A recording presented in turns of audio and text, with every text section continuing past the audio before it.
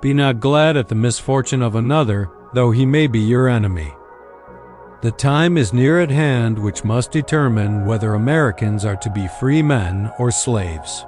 Wherein you reprove another, be unblamable yourself, for example, is more prevalent than precepts. It is better to offer no excuse than a bad one. Truth will ultimately prevail where there is pains taken to bring it to light. If freedom of speech is taken away, then dumb and silent we may be led, like sheep, to the slaughter. Discipline is the soul of an army. It makes small numbers formidable, procures success to the weak, and esteem to all. Guard against the impostures of pretended patriotism. The Constitution is the guide which I never will abandon. Liberty, when it begins to take root, is a plant of rapid growth. Worry is the interest paid by those who borrow trouble. Associate with men of good quality if you esteem your own reputation, for it is better to be alone than in bad company. My first wish is to see this plague of mankind, war, banished from the earth. A man's intentions should be allowed in some respects to plead for his actions. A good moral character is the first essential in a man. It is therefore highly important that you should endeavor not only to be learned but virtuous. Still, I hope I shall always possess firmness and virtue enough to maintain the character of an honest man. It is our true policy to steer clear of entangling alliances with any portion of the foreign world. Let your conversation be without malice or envy, for it is a sign of a tractable and commendable nature. And in all cases of passion admit reason to govern. Be not glad at the misfortune of another, though he may be your enemy. I hold the maxim no less applicable to public than to private affairs, that honesty is always the best policy. To persevere in one's duty and be silent is the best answer to calumny. The nation which indulges toward another an habitual hatred is in some degree a slave. Much was to be done by prudence, much by conciliation, much by firmness. A slender acquaintance with the world must convince every man that actions, not words, are the true criterion of the attachment of friends. While we are zealously performing the duties of good citizens and soldiers, we certainly ought not to be inattentive to the higher duties of religion.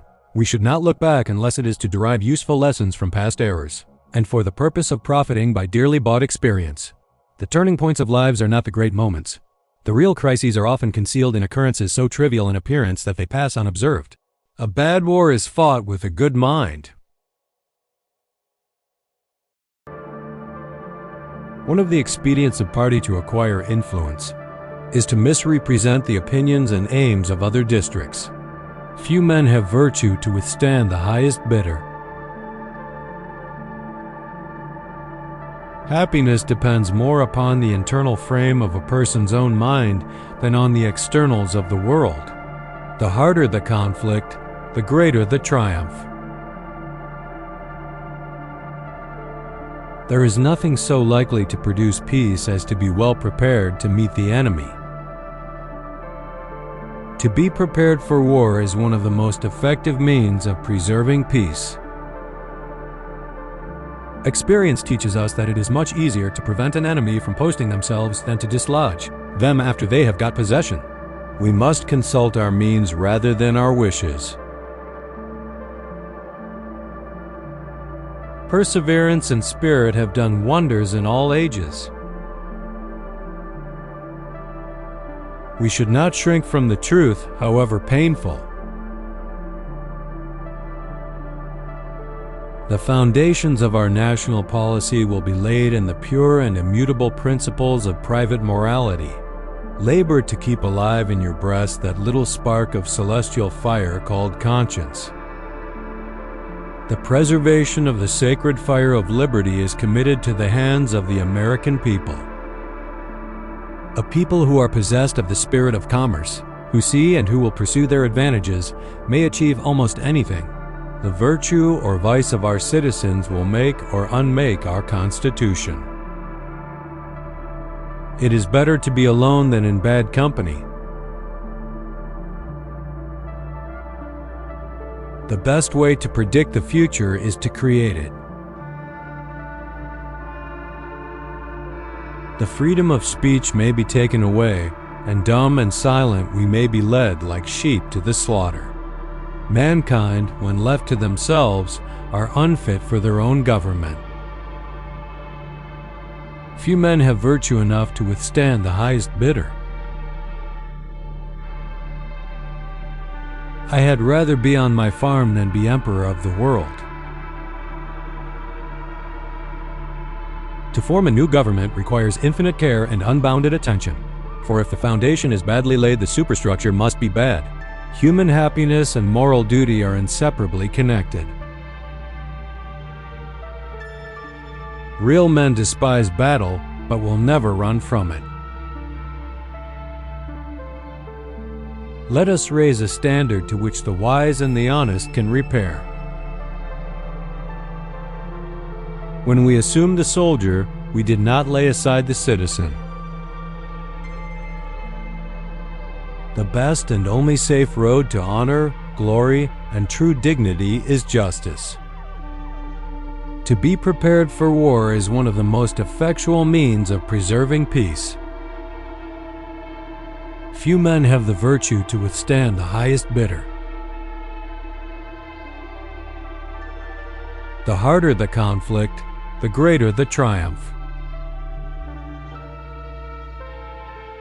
I hope I shall possess firmness and virtue enough to maintain what I consider the most enviable of all titles, the character of an honest man. There is a destiny which has the control of our actions, not to be resisted by the strongest efforts of human nature. Nothing is a greater stranger to my breast, or a sin that my soul more abhors, than that black and detestable one, ingratitude. Associate yourself with men of good quality if you esteem your own reputation, for it is better to be alone than in bad company. Government is not reason, it is not eloquent, it is force. Like fire, it is a dangerous servant and a fearful master. Observe good faith and justice toward all nations. Cultivate peace and harmony with all. It is far better to be alone than to be in bad company. If to please the people we offer what we ourselves disapprove, how can we afterwards defend our work? A primary object should be the education of our youth in the science of government. What duty more pressing than communicating it to those who are to be the future guardians of the liberties of the country? But lest some unlucky event should happen unfavorable to my reputation, I beg it may be remembered. I do not think myself equal to the command I am honored with. Paper money has had the effect in your state that it ever will have, to ruin commerce, oppress the honest, and open the door to every species of fraud and injustice. To encourage literature and the arts is a duty which every good citizen owes to his country. When we assumed the soldier, we did not lay aside the citizen. Overgrown military establishments are inauspicious to liberty, hostile to republican liberty. No people can be bound to acknowledge the invisible hand which conducts the affairs of men more than the people of the United States. Strive not with your superiors in argument, but always submit your judgment to others with modesty. Individuals entering into society must give up a share of liberty to preserve the rest.